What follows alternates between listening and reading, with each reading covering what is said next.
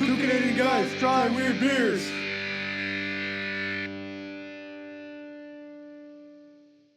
Okay, I'm Ed. This is my son Zach. We're two Canadian guys trying weird beers.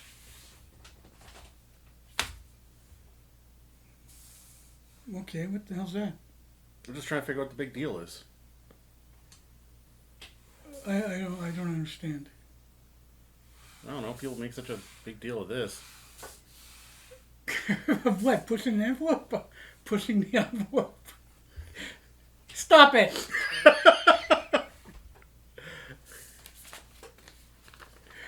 Is that what we're reduced to? Dopey sight gags. Yeah. Oh.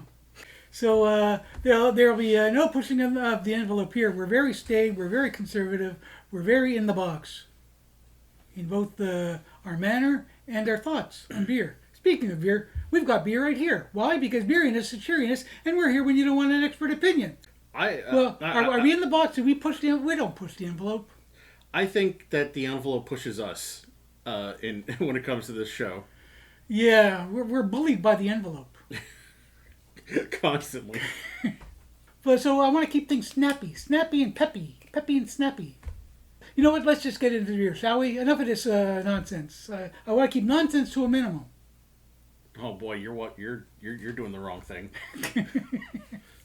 Okay, so we're jumping right in. So first beer on the docket is called Physical Inactivity. Yes, a beer made for me. It's from Refined Fool Brewing. It's part of their Beer League series. It's a pale ale, 5% alcohol by volume. Okay. And that's it. There's a baseball bat. There's a bunch of one-eyed baseball players. They got no depth perception. How are they supposed to hit the ball? I believe some scholars might call that a side profile. Sure, if you want to get technical about it. I don't know. These guys look like Picasso got tired and he only did half the painting. Just out of curiosity, if I look at the camera, am I a Cyclops to you? What? Like, if you stare at me, are you thinking I'm a Cyclops? Oh, because I'm seeing your profile? Yes. You know, what happened to no nonsense? I'm asking you! Next beer from Cowbell Brewing Company. We've had a couple of these guys lately. It is Shindig, and it's a lager. It might be called Shindig Lager, or it might just be called Shindig and is a lager. Time will tell. Simple but fun can artistry. It's got the little guitar, the cowboy hat, and it's got music notes and little dance steps. Presumably a shindig. I thought Shindig was like an event that that could have dancing. It is. Is a shindig a dance? No, shindig is like a thing, a party. You know. Okay. Where there's often dancing. I do love a good shindig. Also a hootenanny. I'm big on the hoot, not so big on the nanny. It says on the side, the highest quality Canadian malted barley is the centerpiece of this beer, offering soft but complex cereal and bread-like notes, supported by understanding hopping and a clean lager yeast. Light in alcohol with a medium to full body, this lager is a deceptively smooth, easy drinking experience. I like a full body, if you know what I mean. Yeah. It's me, Mr. Full Body. Complex cereal and bread-like notes. So, I'm not sure. I don't know about that. Which cereal, though? Yeah, well... Captain Crunch? Captain Crunch. I don't know what a Captain Crunch beer would taste like. I love Captain Crunch cereal, but I can't eat anymore because I got the diabetes. Oh, fuck. But I don't know what a Captain Crunch beer would taste like. I'm curious. Hey, craft brewery people out there. You ever thought of making a Captain Crunch beer? I mean, it's what? Corn? With Captain Crunch? Yeah. It's sugar and more sugar. Right. But it's one of the most sugary breakfast cereals I've ever tasted, and it's wonderful. Okay. There's a caramelly taste, a brown sugary taste, something taste. Right, but is it a corn-based cereal? I don't know. It doesn't look like it's corn-based. It's your favorite cereal. I know. Yeah, look, when you're dealing with sugary breakfast cereals, it's safest not to read the ingredient list. But it's best to go in blind and ignorant. Okay. Shindig is 4.5%, by the way. Okay, and this was 5%. So Yeah. we're Pretty middle of the road. yeah, not too strong. Where do we want to start? Well, we'll start with the pale ale because I don't trust pale ales and I trust lagers. So we'll end with something I think I'll like. Okay. We'll start with something I don't think I will like. It smells like Elmer's safety glue. Is that the beer? Oh, whoa. Whoa! Whoa, what Whoa. the hell's going on here? What are you doing? I don't know. It's pouring crazy. No, you pour crazy. No, the can is possessed. Look at this. I got a mess here now. See, you chastise it and it behaves. No, I think you just pour like a Viking. No. Vikings know how to pour beer because they don't want it to go to waste. Do they drink beer? They must. You know Vikings. Well, I'm smelling, the resiny citrus of the pale ale. Yeah, it didn't really say anything on the can. No, they say nothing. They offer nothing. There's such a lack of information. There's that IPA bitterness, but it's very low. You're smelling the bitterness? Yeah. Anyway, there's no point in my smelling anymore, so you want to just taste it? Yeah, sure. Yeah, it's a pale ale. I wish I could like the taste of pale ales, but I don't. I'm going to do a quick science of something. Okay, yeah. Yeah, there's that pale ale aftertaste, Yeah. but if I hold it... What are you doing? Yep, that was a bad idea. Well, what did you do? Well, I was trying to see if the aftertaste would show up while I was holding it. Like tasting it. What, you mean like holding it in your mouth? Yeah. Like you're gargling? No, not gargle. You don't gargle.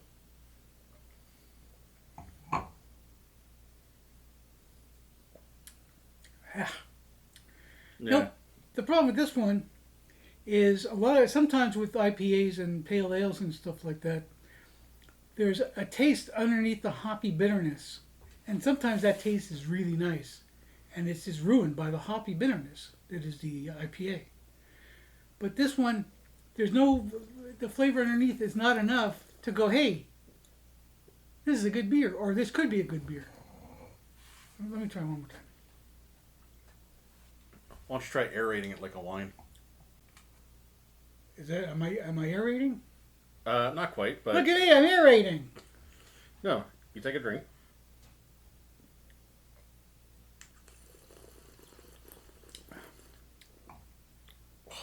No, now it just tastes funny. It tastes like flat. It tastes flat. Well, I don't know. I found it had more zip before I aerated it. Okay, kids, a little bit of advice. Don't be aerating your beers. No good can come of it. You still didn't let me go through with explaining what I meant by aerating. You just assumed that was it.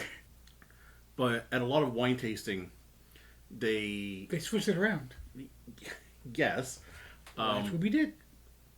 They take the drink, but before they swallow, they sort of like purse their lips a little bit and take in air. Like, I'm gonna try that. It's to like get it.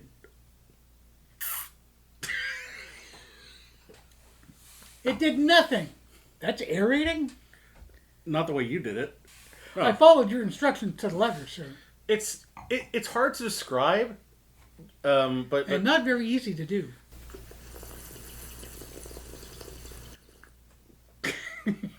like that. That was borderline disturbing. But did it make any difference? Kinda. What? Well, I can't follow that because I tried to do it and you mocked me. So I'm never trying anything new again. Well, aerating wine is when you let you let it breathe. You let it breathe, yeah. You can just do that. You can do that in a glass.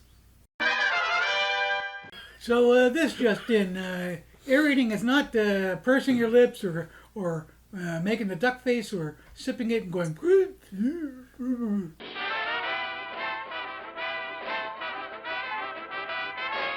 We are also not drinking wine. We are, in fact, drinking something very different from wine. That's true. So there's no point in aerating beer. So let's. We should just do the thing. It's Sugarino time. Drink. Whoa, that came strong. Yeah. You know what? I appreciate this beer because the can doesn't have any particular ingredients. It doesn't have any big description of it. It just says pale ale, and that's what it is. It's giving you exactly what it's saying. And it's not trying to necessarily be any different flavored. It's not trying to science something with it. It's just, here's a pale ale. Enjoy. Yeah, if you enjoy pale ales, I'm sure this would be right up your alley. Yeah. It's not up our alley.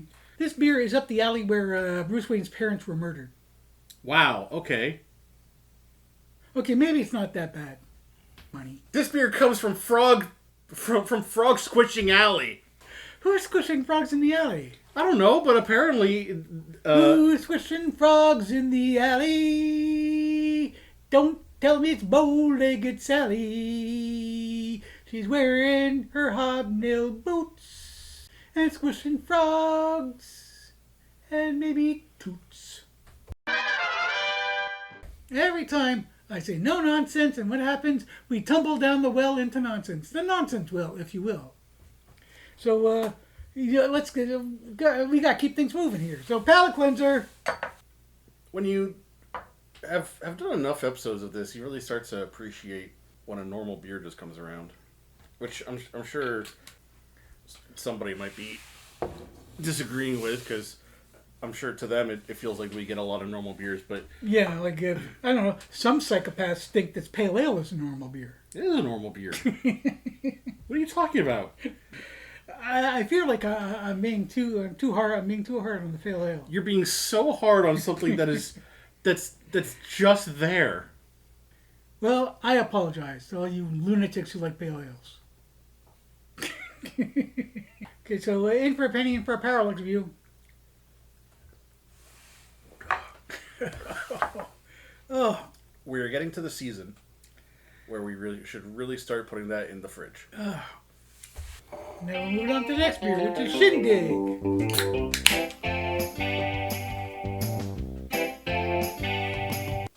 Got a strong lager smell to it.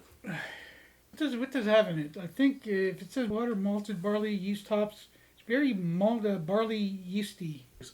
The pairings say barbecue, mozzarella, onion rings, French fries, fresh baked pretzels. Or, I mean, the thing is, like, to me, a lager goes with pretty much any food. So should we just taste it? Yeah, I guess so. Drink. That's a lager. There's a certain sweetness to it. It's not a fruity sweetness, and it's not a caramel sweetness. It's I guess it's just the natural sweetness of the sugars of the beer broken down. It's very simple. Both beers today have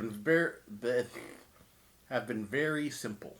Yep, they're very straightforward. That's a straightforward pale ale, and this is a straightforward lager. They're both okay, as like that's an okay pale ale, I guess, and that's an okay lager. There's nothing particularly remarkable about them, and it sounds terrible. It sounds like I'm damning with faint praise, but they're just straightforward. They're just what they say they are. Like, that's a lager. It's not a lager infused with beeswax and yak milk or anything like that. And this is not the pale ale infused with the flavor of orphan's tears. So, just straight up. These are orphan free. Yep. No orphans were harmed in the making of these beers. Okay, should we just do the thing? Yeah, let's do the thing. It's Sugarino time. Drink. The only bad thing about it is that we don't have more. Yeah. When you get a pleasant tasting beer, easy to drink and pleasant to drink, it's always kind of sad when we finish the glass, because it's like, man, I wish we had more of that. Yeah. I mean, not so much the pale ale. I don't care about that, but Pale ale, the physical inactivity, I would definitely Like, if someone handed me, I would go, "Oh, thank you, yes, great," and I would drink What, it. then you'd pour it into a potted plant? No, I did that once with a triple IPA. The plant died. The plant died? Yeah. Oh. See, plants Not- don't not- like IPAs either. IPAs will kill. They'll kill. Anyway, I fear I'm overstating my dislike of IPAs. But I guess IPAs and pale ales are an acquired taste. And I simply haven't acquired that taste. I don't think I ever will acquire that taste. Because every time I taste them, I'm going, ew. Anyway, okay, so now we got that away. I'm the Explorer, and I'm wearing that hat, and I'm gonna mix these beers and try them right now for our fan. You know who you are. Oh, damn it! I'm mixing up these beers. I think the pale ale will destroy the other one. You might be surprised. Come on, Lager, we're holding up for a hero. I need a hero to destroy the IPA. That's the way the song originally went. That's not by Bonnie Tyler. But then, I don't know, they changed it for some reason. I like this version better.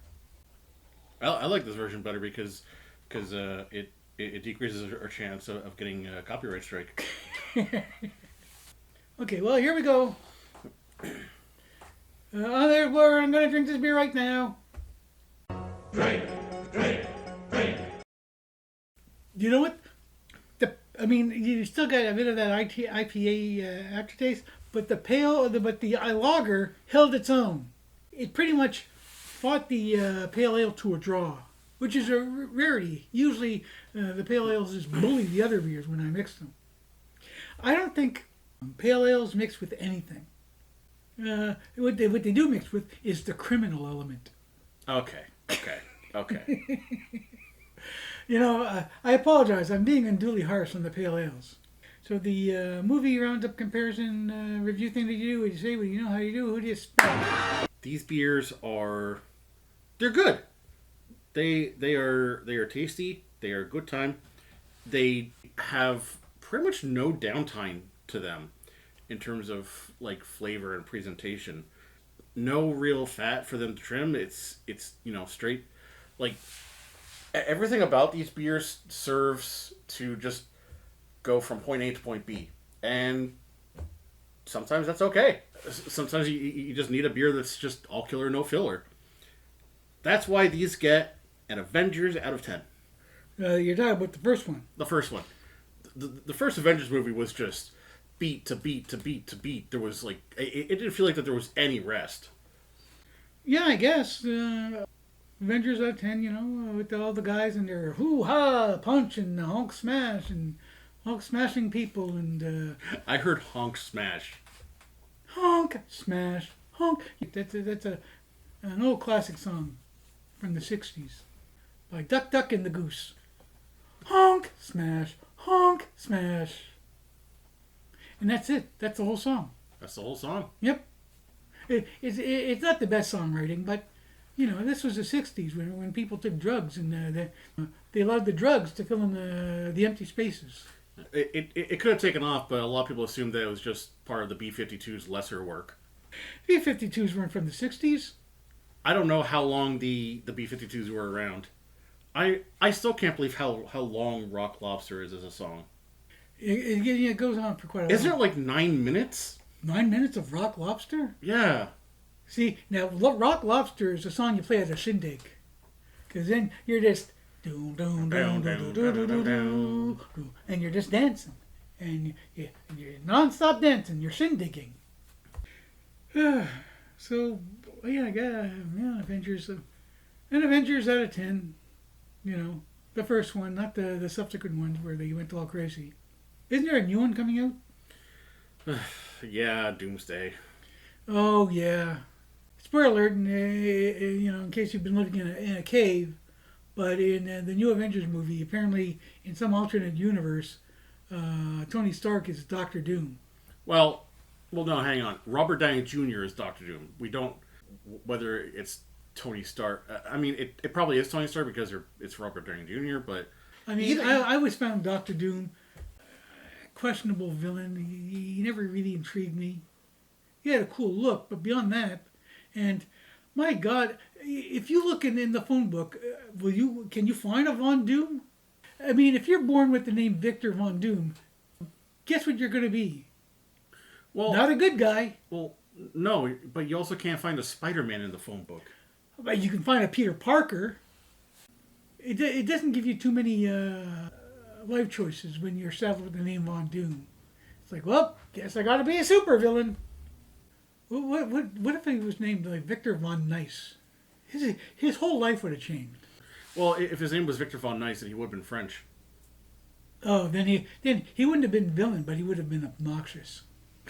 Oh, look at you, stupid English! What kind of wine are you drinking? You're not even aerating it. Anyway, okay, so that's it. So these get an Avengers out of 10, and I guess I agree. Yeah, they were okay. They're perfectly serviceable, and they worked, and they did what they were supposed to do. And I guess that you can say the same with the Avengers. So that's it. There you go. We're done. So this is my son Zach. We're taking you guys around with beers. Man, there wasn't much going on in that one. But you know what? It's because of You my say back. that all the time. Yeah, but this one in particular. But that's because my back is sore. Well, my back is sore. It's a day that ends in Y. Yeah.